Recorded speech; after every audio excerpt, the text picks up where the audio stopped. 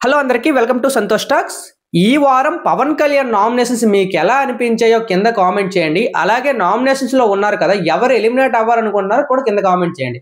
ఈ వారం పవన్ కళ్యాణ్ నామినేషన్స్ చూసిన తర్వాత ఇది కదయ్యా మాకు కావాల్సిన ఫైర్, ఇలాంటి ఫైరే కానీ ఫస్ట్ వీక్ నుండి చూపించుంటే పవన్ కళ్యాణ్ గ్రాఫ్ వేరే లెవెల్లో ఉండదు. తనకున్న కాన్ఫిడెన్స్ కి, తనకున్న క్లారిటీకి, తన డిఫెండ్ చేసుకున్న విధానం కానీ, పెట్టిన పాయింట్స్ కానీ వేరే లెవెల్. నాకు మాస్ జాతర అనిపించింది ఈ ఎపిసోడ్ లో. పవన్ కళ్యాణ్ ఒక్కడికే ఈ ఎపిసోడ్ మొత్తం పవన్ కళ్యాణ్కే ప్లస్. ఎవరు ఏమనుకున్నా పవన్ కళ్యాణ్ డిఫెండింగ్ పాయింట్స్ మాత్రం భలే ఉన్నాయి. ఈ ఫైర్ అనేది ఫస్ట్ వీక్ నుండి చూపించలేదు. ఎందుకు ఇంత ఫైర్ దాగుంది కదా, ఎందుకు చూపించలేదని నాకు అనిపించింది. అలాగే తనూజా గురించి కూడా మాట్లాడదాం. తనూజాకు వచ్చిన ఆపర్చునిటీస్ అంటే స్లైడ్ చిన్నదే, కానీ అది బాగా యూజ్ చేసి ఉంటే, బ్రెయిన్ యూజ్ చేసి ఉంటే బాగుండేది. డెమోన్ పవన్ తనూజాకు కానీ రీతుకు కానీ పవన్ కళ్యాణ్ కానీ వెన్నుపోటు పొడిచి చాలా నిబ్బా బిహేవియర్ అయితే కనిపించింది ఈ ఎపిసోడ్ లో. తన గ్రాఫ్ అనేది ఇలా పైకి లేసి ఒక్కసారి కింద పడిపోయింది. రీతును నామినేట్ చేయడం చాలా నెగిటివ్ అయ్యింది డెమోన్ పవన్ కి. రీతును చూస్తే నాకు చాలా బాధ అనిపించింది. దాని గురించి మాట్లాడదాం. దానికంటే ముందు వీడియోని అయితే లైక్ చేయండి. మీరు లైక్ చేస్తే ఈ వీడియో ఇంకో 10 మందికి వెళ్తుంది కాబట్టి లైక్ చేసి అయితే వీడియోని చూడండి. విషయానికి వస్తే పవన్ కళ్యాణ్ డిఫెండ్ చేసుకునే విధానం, నామినేషన్ పెట్టిన పాయింట్స్ గురించి మాట్లాడదాం. అక్కడ జరిగిన డెమోన్ పవన్ కళ్యాణ్ ఎందుకు నామినేట్ చేసిందంటే పాత రీజన్సే కాదు, నిబ్బా బిహేవియర్, పొసెసివ్నెస్ వల్ల అయితే నామినేట్ చేశాడు. దానికంటే ముందు జరిగిన కన్వర్జేషన్ అంటే ఎక్స్ప్లెయిన్ చేస్తాను. పవన్ కళ్యాణ్ తనూజ బెడ్రూమ్ లో మాట్లాడుకుంటారు. చాలాసేపు మాట్లాడుకున్న తర్వాత మినిమం 1 అవర్ మాట్లాడతారు. మాట్లాడిన తర్వాత బయటకు వచ్చే టైంకి రీతు అండ్ డెమోన్ పవన్ వీళ్ళిద్దరు కలిసి మాట్లాడుకుంటారు. తన బయటికి రాగానే రీతు చౌదరి అడుగుద్ది, ఏం మాట్లాడారు ఇప్పటి వరకు, ఏమైంది అంటే జస్ట్ నార్మల్ గానే మాట్లాడమని చెప్పినప్పుడు వీళ్ళిద్దరి మధ్య చిన్నపాటి కన్వర్జేషన్ బిల్డ్ అవుద్ది పవన్ కళ్యాణ్ కి, రీతు చౌదరికి. అప్పుడు మధ్యలో డెమోన్ పవన్ వాళ్ళిద్దరు మాట్లాడుకుంటున్నారు కదా, పొసెసివ్ గా ఫీల్ అయ్యి, వాళ్ళిద్దరు మాట్లాడుకుంటున్నారు పొసెసివ్ గా ఫీల్ అయ్యి ఆ బెడ్ నుండి పక్క బెడ్కి అయితే వెళ్ళిపోతాడు. పక్క బెడ్కి వెళ్ళినప్పుడు కనీసం రీతు చౌదరి ఉండు, ఎందుకు వెళ్ళిపోతున్నావు అని అనలేదని అదొక పాయింట్ మైండ్ లో పెట్టుకుంటాడు.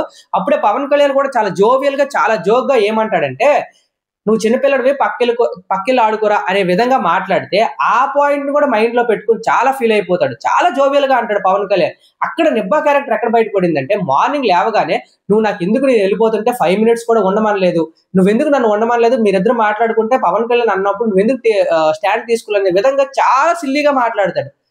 చాలా సిల్లీ అది. ఎందుకంటే నైట్ పడుకోవడానికి తను వెళ్తున్నాడు అని రీతు చౌదరి చెప్పినా వినకుండా అరిచేసి పెద్ద గోల్ అయితే చేస్తాడు. ఓకే, వాళ్ళిద్దరి మీద ఉన్న అండర్స్టాండింగ్, లవ్ ఏదో సంథింగ్ అక్కడికి అది అయిపోయింది. నామినేషన్ పాయింట్స్కి వచ్చిన తర్వాత ఫస్ట్ పవన్ కళ్యాణ్ నామినేట్ చేసినప్పుడు చెప్పిన పాయింట్స్ ఏంటి అంటే, అక్కడ ఒక వారం కెప్టెన్సీ నుండి డెమోన్ పవన్ అయితే తీసేస్తారు కదా.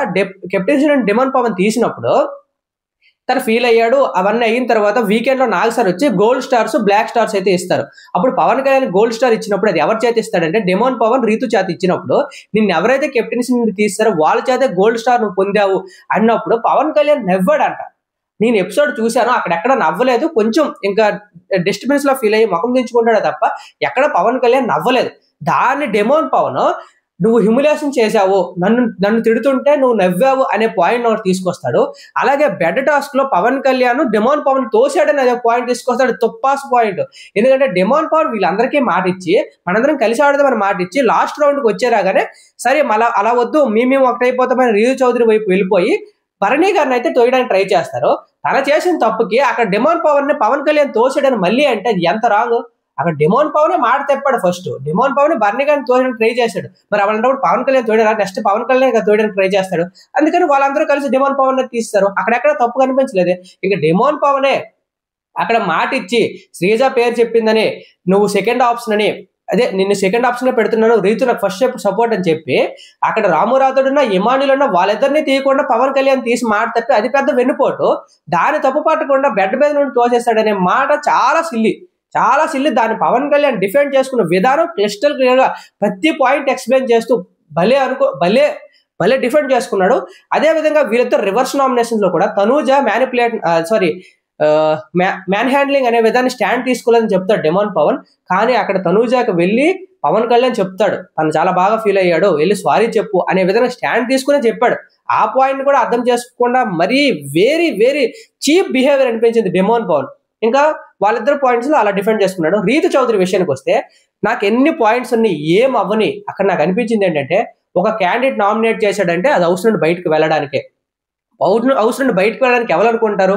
క్లోజ్ ఫ్రెండ్స్ అనుకుంటారా? లవ్ బర్డ్స్ లా ఉన్న వాళ్ళు బయటకు వెళ్ళాలనుకుంటారా? చాలా వెరీ వెరీ వెరీ రాంగ్. ఎందుకంటే అక్కడ డెమోన్ పవన్ నామినేట్ చేయకుండా ఎంతైనా తిట్టినా అరిచినా ప్రాబ్లం లేదు, కానీ నామినేట్ చేయకూడదు. అదే ఈ వీక్ రీతు చౌదరి బయటకు వెళ్ళి ఉంటే డిమోన్ పవన్ ఎంత ఫీల్ అయ్యేవాడు, డిమోన్ పవన్కి ఎంత నెగిటివిటీ వచ్చేది, రీతు చౌదరి ఎంత ఫీల్ అయ్యేది. నాకు లిటరల్ గా ఇన్ని రోజులు రీతు చౌదరి ఎప్పుడు ఏడ్చినా కన్నీరు రాలేదు, ఫేక్ ఏడుపు అనిపించింది. కానీ ఈ రోజు తన కళ్ళంట నీళ్లు కనిపించి తను చెప్పలేక, నామినేట్ చేసినప్పుడు కనీసం రెస్పాండ్ అవ్వలేక, సమాధానం చెప్పుకోలేని పరిస్థితికి వెళ్ళిపోయి బాత్రూమ్ లో ఏడుస్తుంటే రీతు చౌదరికి చాలా పాపం, చాలా అన్యాయం జరిగినట్టు నాకు అనిపించింది. ఈ నిబ్బా పవన్ కళ్యాణ్ బిహేవియర్ వల్ల రీతు చౌదరికి చాలా ఎఫెక్ట్ అయితే అయ్యింది.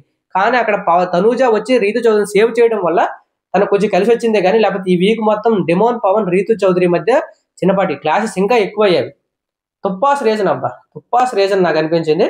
అలాగే తనూజ విషయానికి వస్తే నాకు ఎందుకు తనకి బ్రెయిన్ యూజ్ చేయలేదా అనిపించింది అంటే, చిన్న రీజనే, పెద్ద భారీ ఇదేం కాదు బ్రెయిన్ యూజ్ చేయడానికి. అక్కడ 2 నామినేషన్స్ అందరికీ ఇచ్చినప్పుడు ఇమానుయల్కి బాగానే ఇచ్చింది, బర్నీ గారికి బాగానే ఇచ్చింది, రీతు చౌదరికి బాగానే ఇచ్చింది. కానీ పవన్ కళ్యాణ్ ఇచ్చుంటే బాగుండేది అని నాకు అనిపించింది. ఎందుకో పవన్ కళ్యాణ్కి ఎక్కువ ఫుటేజ్ ఇచ్చేద్దని ఇవ్వలేదో నాకు తెలియదు. కానీ పవన్ కళ్యాణ్కి ఇచ్చుంటే ఇంకొకరిని ఎవరిని నామినేట్ చేసేవాడు, పవన్ కళ్యాణ్ ఎక్స్పోజ్ అయ్యేవాడు కదా, తనూజాకి కొంచెం అది అడ్వాంటేజ్ అయ్యేది కదా, అండ్ పవన్ కళ్యాణ్కి ఇవ్వలేదో నాకు అనిపించింది. ఇంకోటి అంటే, సేవ్ చేసే విషయంలో రీతు చౌదరిని ఎందుకు సేవ్ చేసింది?